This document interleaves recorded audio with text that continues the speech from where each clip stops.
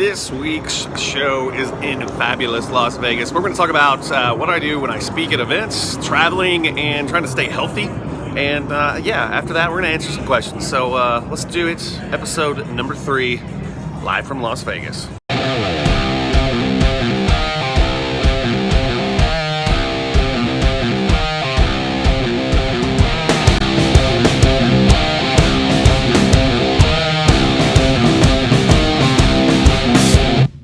What's up? Welcome to show number 3. I hope you had a excellent last couple days.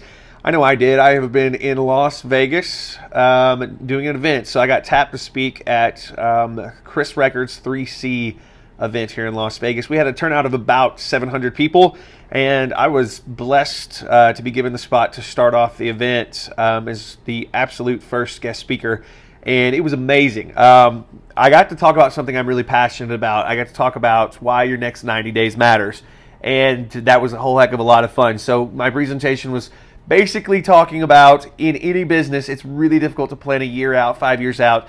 It's really how you conduct yourself in 90-day chunks. So what is like the 90-day goal? What from now in 90 days, what can you have accomplished? And that's like your supreme focus. So that was my presentation. I'm going to work really hard to get you guys a copy of that presentation. I'm going to ask Chris and his team if we can get a copy of that.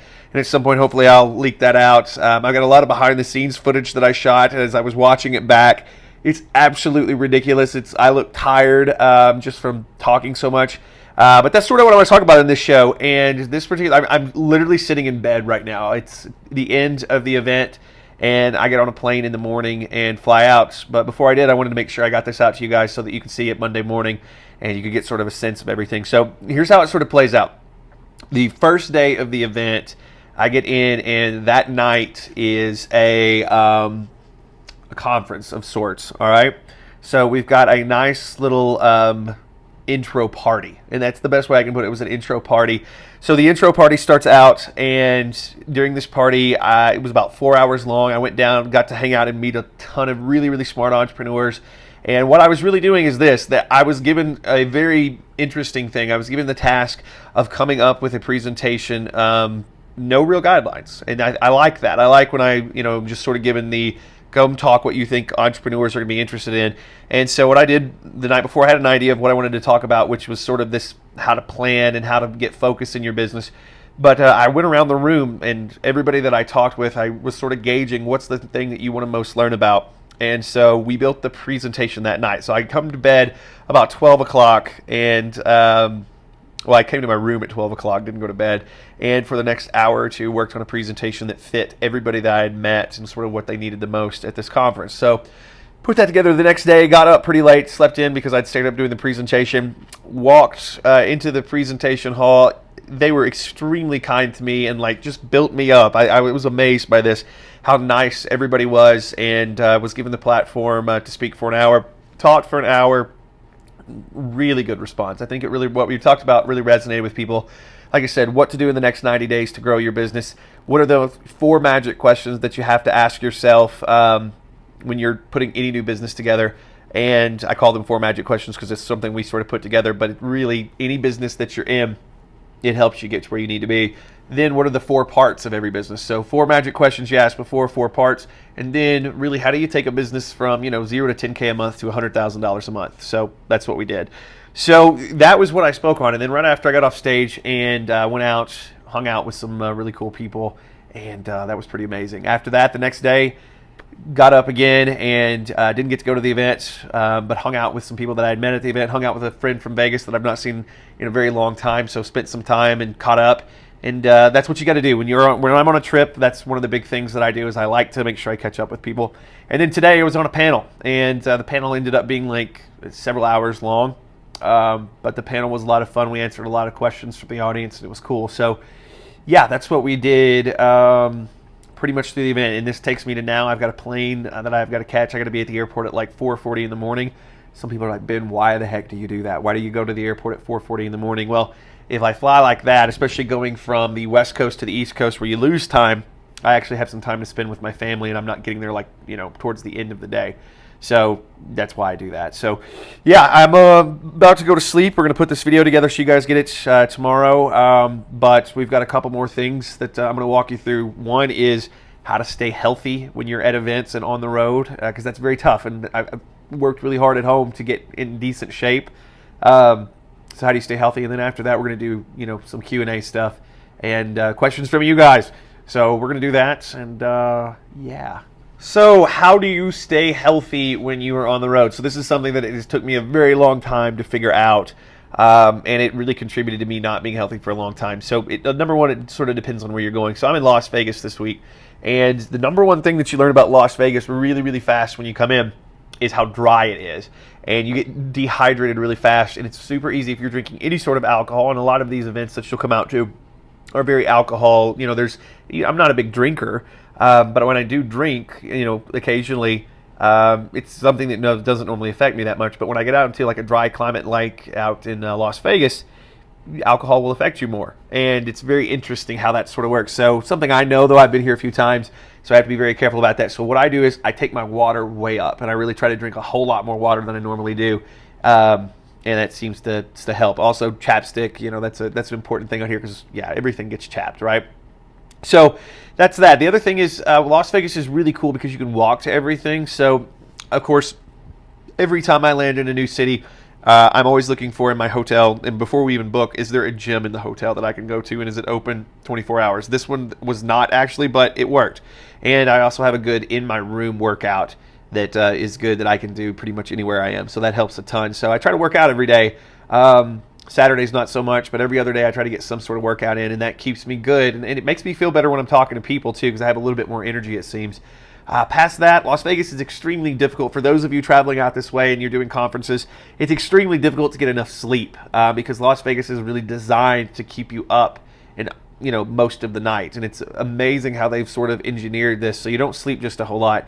So my big thing is I try to structure my day to where even if I'm going to bed very late, I have structured my next day to where I don't have to do anything until 2-3 o'clock. And that may sound odd to a lot of people, but it works, and it works very well. And especially if you're in a conference, you don't miss just a whole lot. So hard to stay healthy, but a lot of water, exercising. If you don't have a great gym, having a workout program you can do in your room in 20-30 minutes. It doesn't have anything complicated, but just moving.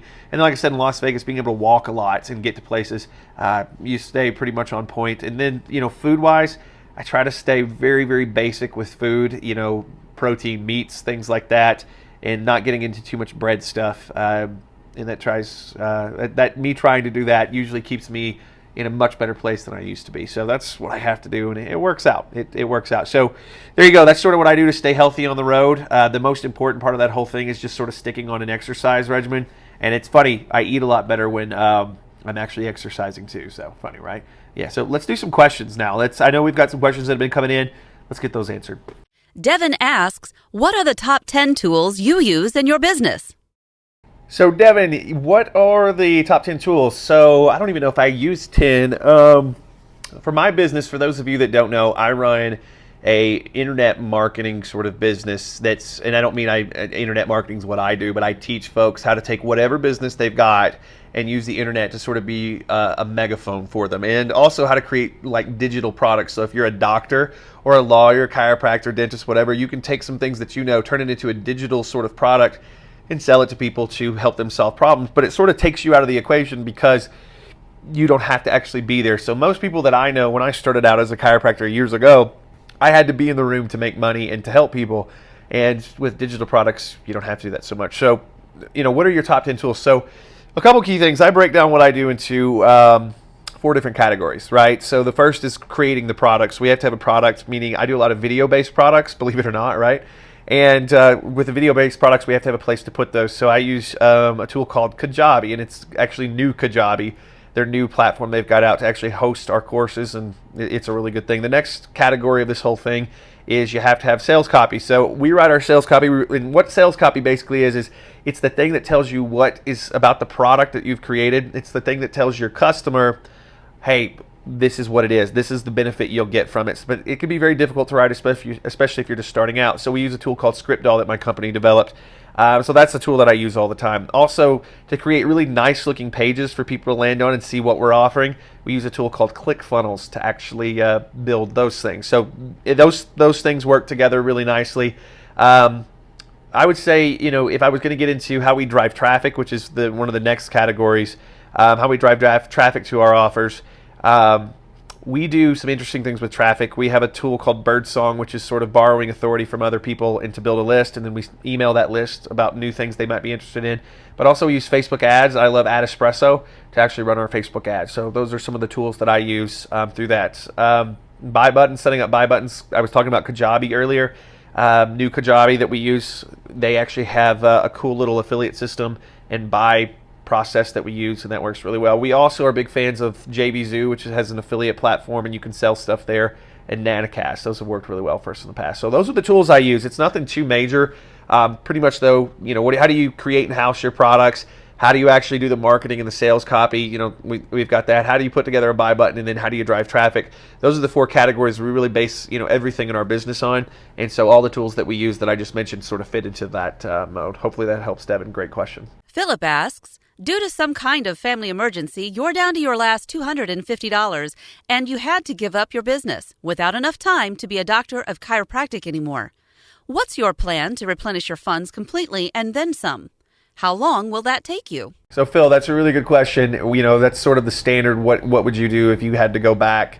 I leverage relationships. So what I would look at is I would say, what are the things that I'm good at that people that I know in the industry, and let's say I didn't have those contacts in the industry that I'm in, so whatever industry you happen to be playing in, but you do know some things these people need, or you can ask. So I would actually go out and say, okay, what's something that I can build or that I can record a training on, or maybe I can help someone else record a training and build something digital that they could sell where I could be of value to that person. So if I was really getting into it and I was in a crunch, I would literally go find someone who already had an audience. So they've already got thousands of people that follow them, whether it be a dentist, whether it be a doctor, a lawyer, they have a ton of people that are already utilizing their services and they're looking for new ways to make money, right? So I would go in and I would actually help them build a digital product. And I would basically say something, if we can build a digital product that you can put in front of your audience, you make more money, and I can make 25% of everything that we sell, and I'll help you put out the marketing to them so that we sell this really well. That's what I would do. I'd find someone that already had their traffic. They just needed a product. I would help them create a product and help them lay out the product, host the product, sell the product. And I would take a small fee to actually do that. At a percentage though, I want it to do well. And the better that it does, the more that I make too. And that's how I would start building up sort of my business back again if we had to do it that way. So there you go. All right, I am exhausted and tired, and I got to get on a plane, and this is super ghetto the way that I've shot this, but I figured ghetto is sort of the charm of it, right? So I really appreciate you guys checking this one out. Here in a couple days, we're going to be releasing some behind-the-scenes footage from the Vegas trip, and you can sort of see, as I was doing it, I recorded some stuff, so that'll be coming out. We're also, we're going to be giving away books, so sign up around this video for the book giveaway. We do that every week. And like I said, make sure you're here for the next one, where I'm going to give you some more behind the scenes as to how things come together at my business, Fearless Social, and, really in the life of a traveling online-based marketer. So hope you had fun. I will see you next time.